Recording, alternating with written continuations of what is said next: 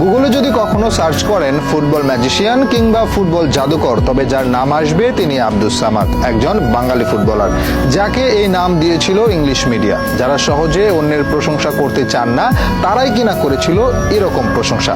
ভাবা যায়? ভাবতে হলে আগে জানতে হবে এই আব্দুস সামাদের ব্যাপারে। কে ছিলেন এই ফুটবলার? 1885 সালে যার জন্ম, 1964 সালে মৃত্যু। তবে বিদায়ের আগে নিজেকে প্রতিষ্ঠা করে যান ফুটবল জাদুকর হিসেবে। তার ফুটবল ক্যারিয়ার নিয়ে যতটা আগ্রহ মানুষের, তার চেয়েও বেশি অবাক করা কাণ্ড করতেন মাঠে বসে। বলা হয় তিনি কখনো মাঠের মনোযোগী ছিলেন না, আনমনে ঘুরে বেড়াতেন, মাঠের মাঝে বাদাম খেতেন, যখন ইচ্ছে হতো গোল করতেন। সবার কাছে গোল যখন আরাধ্য ব্যাপার, তার কাছে যেন ইচ্ছের মতো, মন চাইলে গোল করব, না চাইলে করব না, এরকম একটা স্বভাব নিয়েই পার করেছেন ক্যারিয়ার। তার জীবনে একটা অন্যতম এক অদ্ভুত কাণ্ড হচ্ছে, একবার রেফারিকে চ্যালেঞ্জ করেন গোল পোস্ট ছোট বলে। লড়াইটা ছিল ইন্দোনেশিয়া একাদশ আর ভারতীয় একাদশের মধ্যে। তুমুল প্রতিদ্বন্দ্বিতাপূর্ণ ম্যাচে খেলছে দুই দলেরই তুখোড় সব খেলোয়াড়। চেষ্টা চালালেও কোনো পক্ষই গোল করতে পারছে না। ঠিক সেই সময় ভারতীয় দলের একজন খেলোয়াড় প্রতিপক্ষের কয়েকজনকে সুন্দরভাবে কাটিয়ে শট করলেন গোল পোস্টে।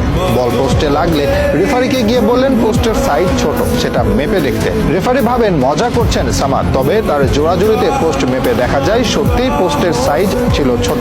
এরপর পোস্ট ঠিক করার পাশাপাশি তার শটকে ধরা হয় গোল হিসেবে। প্রচলিত ছিল মনে চাইলেই গোল করতে পারতেন তিনি, গোল ছিল তার ইচ্ছের ব্যাপার। একবার তৎকালীন ভারত খেলতে নামে চীনের বিপক্ষে, ইনজুরির জন্য বেঞ্চে রাখা হয় সামাদকে। তবে প্রথমার্ধেই 3-0 গোলে পিছিয়ে পড়ে ভারত। কোচের কাছে অনুরোধ করেন তাকে নামতে দিতে, যদিও ঝুঁকি নিতে চাননি কোচ। তিনি অনুরোধ করেন 15 মিনিটে 4 গোল করে উঠে যাবেন, এবং সত্যি সত্যি 15 মিনিটে 4 গোল করেন এই ফুটবলার। অতীতে কলকাতা একাদশ ও ইংল্যান্ড একাদশের মাঝে খেলা হতো, তিনি একবার চ্যালেঞ্জ ছুড়ে দিলেন, এবার ইংল্যান্ডকে হারাবে তারা।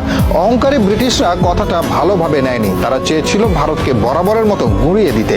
তবে এবার আর সেটা করতে পারেনি, উল্টো হজম করে এক হালি গোল, যার নেপথ্যে ছিলেন সামাদ। তার এরকম পারফরমেন্সে বিমোহিত হয়ে শেষ পর্যন্ত তাকে ফুটবল জাদুকর হিসেবে আখ্যা দেয় ব্রিটিশ মিডিয়া। এরকম আরো অসংখ্যবার অদ্ভুত পারফরমেন্স দেখিয়ে আলোচনায় ছিলেন তিনি। দুর্ভাগ্য যে সেই সময় ইন্টারনেট ছিল না এত আধুনিক ক্যামেরা, নয়তো এই প্রজন্ম জানতে পারতো কত বড় একজনকে মিস করেছি আমরা। 1938 সালে ফুটবল থেকে অবসর নেন তিনি।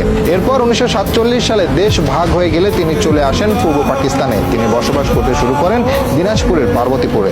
জীবনের বাকিটা সময় এখানেই কাটে তার। এখানেই মারা যান 1964 সালে।